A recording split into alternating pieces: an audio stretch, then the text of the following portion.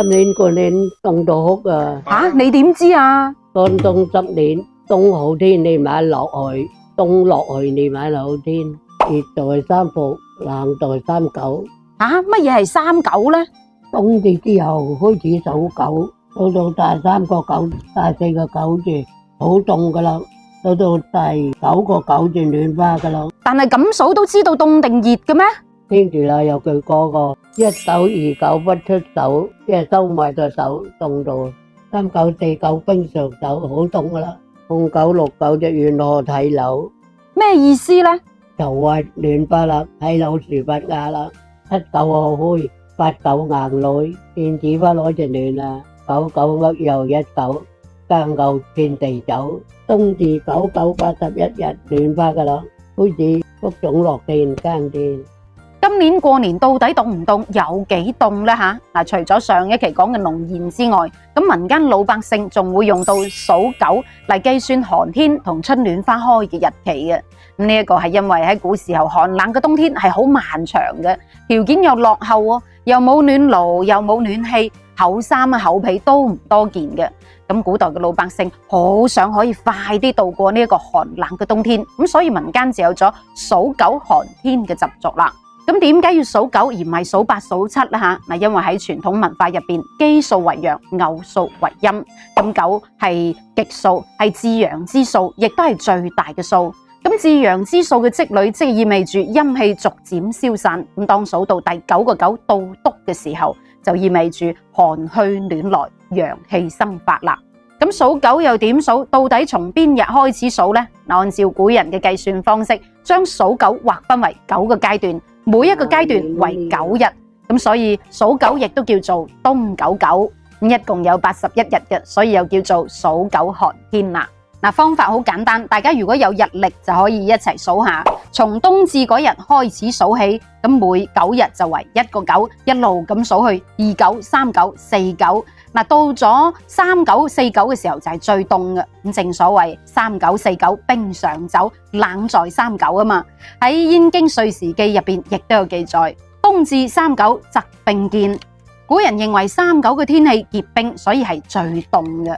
咁睇翻今年冬至嘅時間喺12月21號，咁從呢一日開始數，數到第9日即係12月29號啦，咁就為之1個9。咁29嘅時間就喺12月30號往後數，數到聽年1月7號就為之29啦。而39嘅時間就喺2025年1月8號至到1月16號。咁而49嘅時間就喺聽年嘅1月17號至到1月25號。咁39、49即係喺1月8號至到1月25號，呢段時間就係最凍嘅。咁睇翻今年春節喺公歷嘅1月29號，剛剛就喺39、49冰上走過嚟嘅5九開始啦。咁雖然就有啲春意可以沿河睇柳，但係天氣仲係好凍嘅，亦都意味住今年嘅春節可能會出現嚴重嘅霜凍，尤其係北方氣溫可能會達到10度以下。雖然南方就冇北方咁凍，但係嗰種濕冷啊、陰凍嘅天氣都係好寒嘅。咁有專家認為，受到厄爾尼諾現象嘅影響，2025年嘅冬天會比往年更加複雜，可能會出現極冷極暖嘅天氣。所以今年冬天嘅寒流會減少，咁有啲地方就可能會出現嚴重嘅霜凍，而有啲地方可能就會比往年暖啦。咁對於啲擔心過年期間氣溫嘅人嚟講，提前做好禦寒準備都係好重要嘅。咁到底幾時回暖呢？按照正話嘅方法去數，從冬至嗰日開始數，數到99、81日之後就回暖噶咯。咁對應嘅時間就喺2025年3月嘅3號至到11號就出九啦。嗰個時候就講明咗冬天已經過去，大地回暖，春暖花開啦。咁嗰段時間亦都係驚蟄嘅節氣，意味住農民伯伯已經開始春耕春播噶啦。咁仲有乜嘢方法知道今年過年凍定暖呢？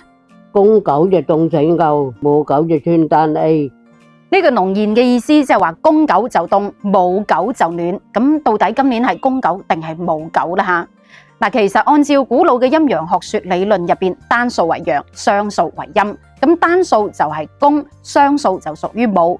如果冬至嗰日嘅交九時間嘅農曆日期係單數嘅話，就係公狗啦。咁如果交九嘅時間係雙數嘅話，就講明係母狗。嗱，睇翻今年冬至嘅交九時間係喺公曆嘅12月21號，咁而對應嘅農曆就係11月21，即係單數，咁就係公九咯。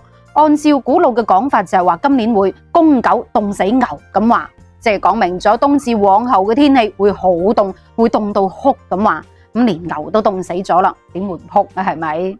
頭九冷就三九冷，三九冷就倒春寒。嗱，頭九嘅意思即係話冬至之後嘅第一個九，如果係唔凍嘅，即係預示住往後數到第三個九、第四個九就會特別凍。咁如果第三個九，即係話冬至往後嘅第27日，咁如果係唔凍嘅話，即係意味住到咗春天嘅時候就會出現倒春寒，會係冷春啦。咁呢一個就係老祖宗用佢嘅經驗流傳落嚟嘅智慧啦。嗱，可以作為參考，但係都仲係要睇翻當地嘅天氣變化嘅。不過我又覺得嗱，無論過年嗰段時間係冷冬定係暖冬都好啦，最緊要唔好落雨啊嘛，係咪？咁你希望過年係冷冬定係暖冬呢？吓，留言分享下。